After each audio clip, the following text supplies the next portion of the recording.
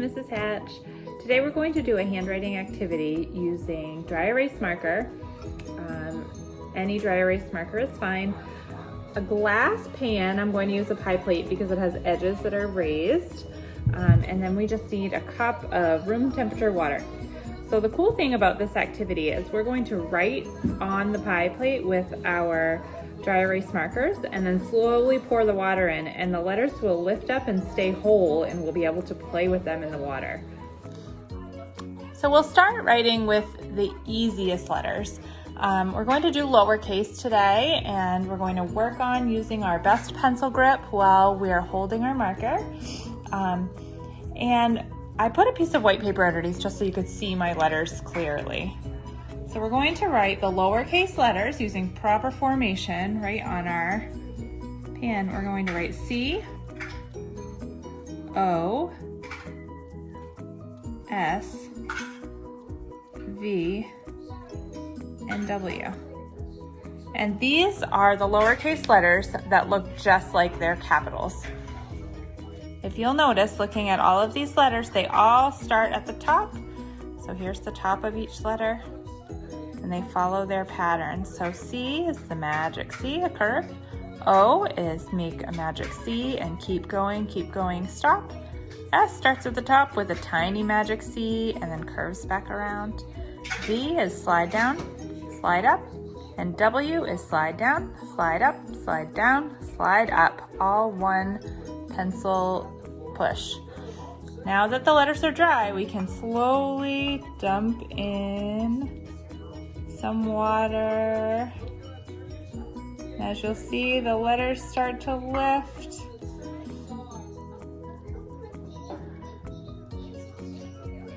So my O didn't come up, but over here, you can see the W floating around, and the V is floating around. They can dance around.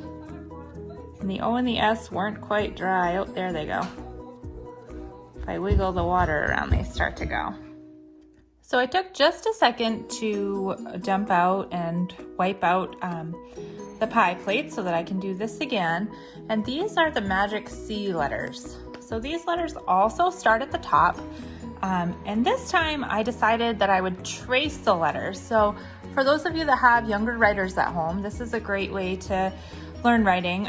You want to have the letter full. So I used a yellow marker so that the blue marker that I'm using inside the pie plate will cover it up. But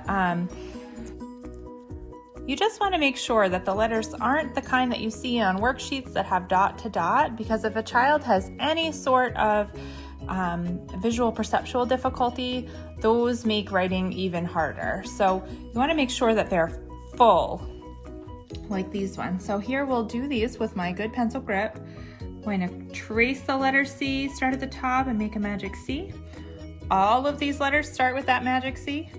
So an O, I will also make a magic C, keep going, stop. And for an A, I will make a magic C and then go up and back down. The same for D, make a magic C, go all the way up high like an helicopter and back down. G is magic C, up and then down and curve. And Q is magic C, close it up, down and turn, make a hook. Once those letters have dried, we can pour some water in slowly and watch them peel up from the pie plate and float around. Ooh, the O and the A came out really nice. And the D is coming, and the G. So the fun part about this, these ones went pretty well. You can play with them in the water, make them dance around. Have your letters dance around. It's neat that they pop right up off of the pie plate. The next set of letters are the diver letters. So all of these letters start up at the top and they dive down and then swim back up and go around to make the letter. So the first one is letter P. So we're going to dive down, swim back up the line, and curve around to make the P. R is dive down, swim up, and do a small curve. N is dive down, swim back up and around. M, dive down, swim back up and around, up and around. H is a tall letter, so it starts up higher. Dive down, swim back up part way and turn. And B is dive down, swim back up. And the trick to B is you're actually making an H. Here's your H. And then you close up the bottom. That's a nice way to differentiate between D and B. Once your letters have dried a little, you can start to pour in the water. Oops, I went a little bit fast this time with my water. And there they go, swimming around. Try to get the M off.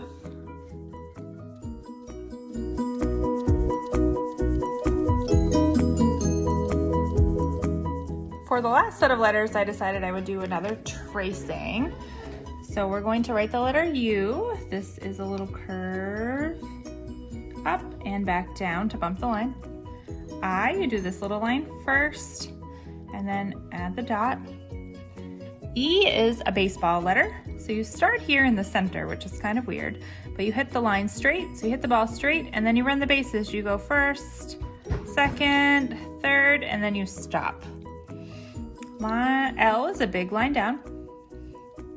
K is a big line down. And then you jump over and kick in, kick out. Y is a little line down, back up to the top and a big slide down.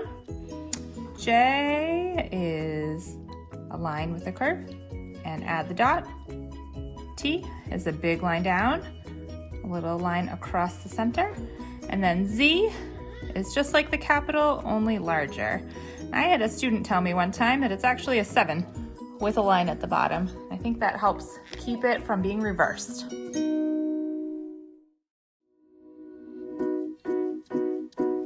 So once those letters dry up a bit, it's time to pour in the water and see what happens with these ones.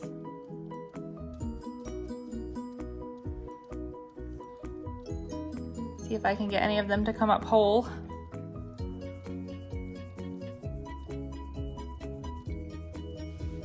If you wiggle the water around, sometimes it helps them come right up. And then they can also dance around.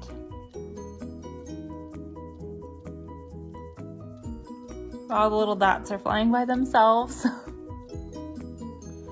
So that was a fun writing activity using the Learning Without Tears handwriting formations, as well as their developmental way of introducing the letters. So the letters aren't in alphabetical order in Learning Without Tears. They're in a pattern that is easier to develop fluent handwriting patterns. So these patterns that I showed you today are those that are going to help kids develop handwriting fluency, which will help writing become faster and easier as they get older.